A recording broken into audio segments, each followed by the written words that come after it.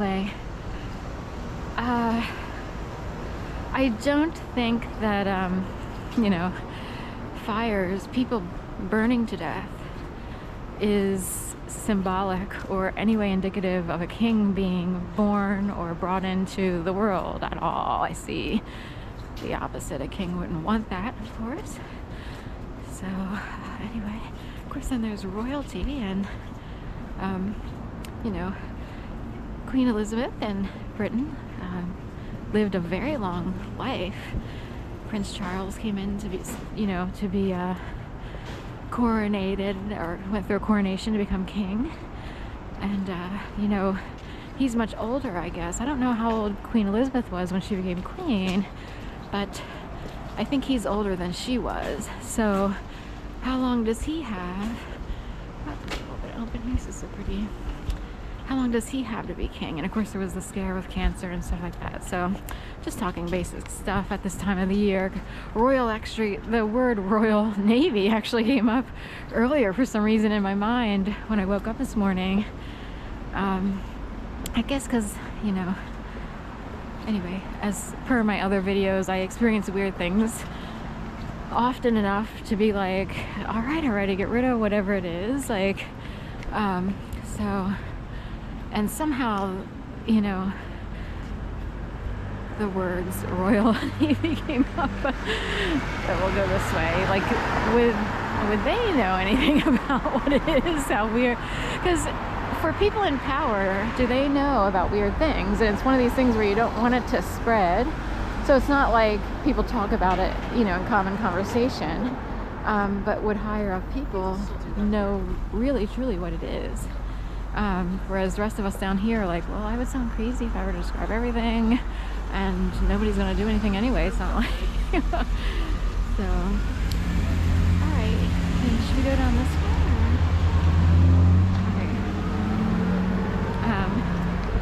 You can kind of see the purpleness. It was a really pretty pink purple, but it's setting quickly. The sun down here, but I'm glad we kind of caught it. I don't know if the camera will catch it. I am headed west on Spruce. Some slick spots here and there. Gotta always check like behind restaurants. We just passed the restaurant, so there's usually water trickling out somewhere because they always wash down their alleyways and stuff like that. So kind of get to know the city and what to watch out for when walking around. So it's just like when it rains and the water builds up on the curb, and if you're on the side that's where cars pass,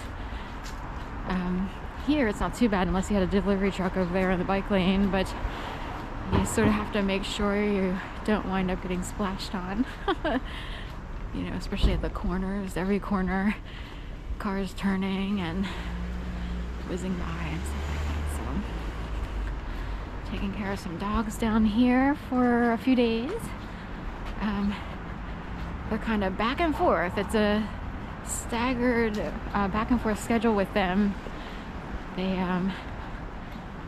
have a home in New Hope as well, so they're back and forth with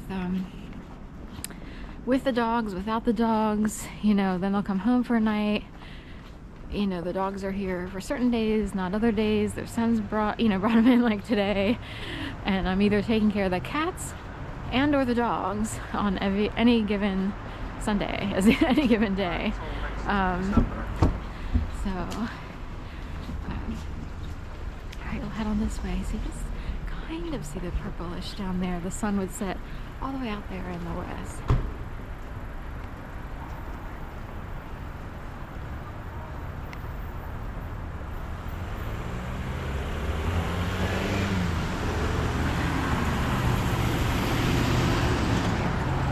Really pretty. Alright, we will go down one more block and see how pretty they did up their home. Really nice here with the wreaths in the windows. Right over there.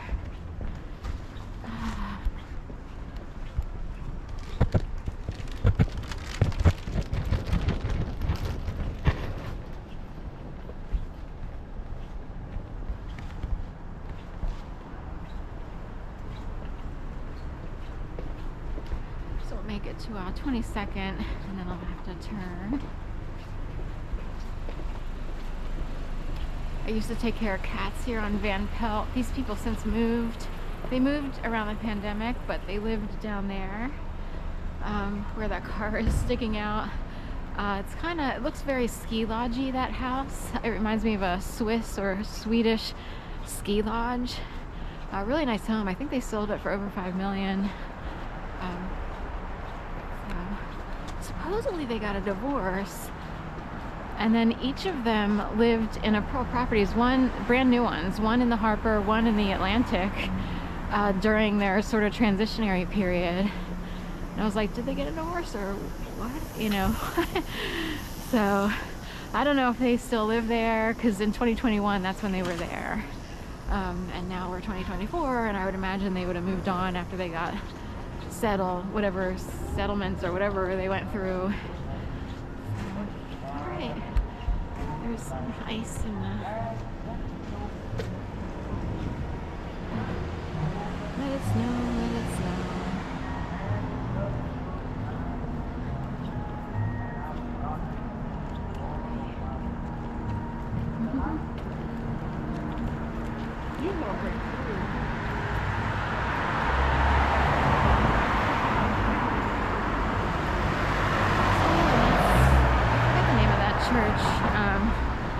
But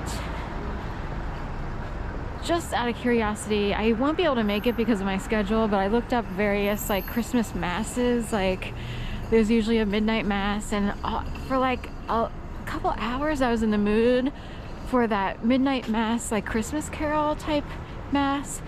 Although they list Christmas carols for a different time period, but there's always the person who sings "Oh Holy Night" and everything. And that's always a big hit wherever you go to a church. Am I going this way? So in Delaware, my mom used to take us to midnight mass at an Episcopal church. I think it was St. Barnabas or St. Thomas. I'm not sure St. Barnabas because it was backed by St. Mark's High School. It was in that vicinity.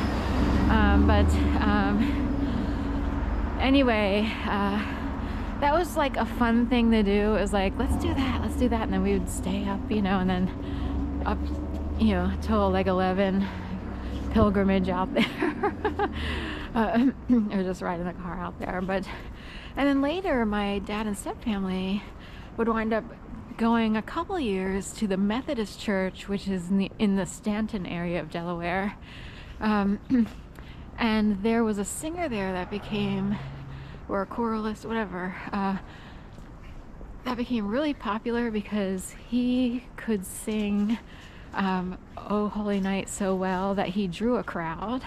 So it's like everybody flocked to the Methodist church just to hear him for that midnight mass, and you know, not a dry eye in the house, as they say.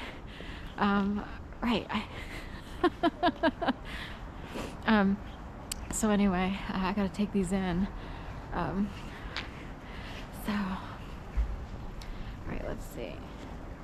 Are we?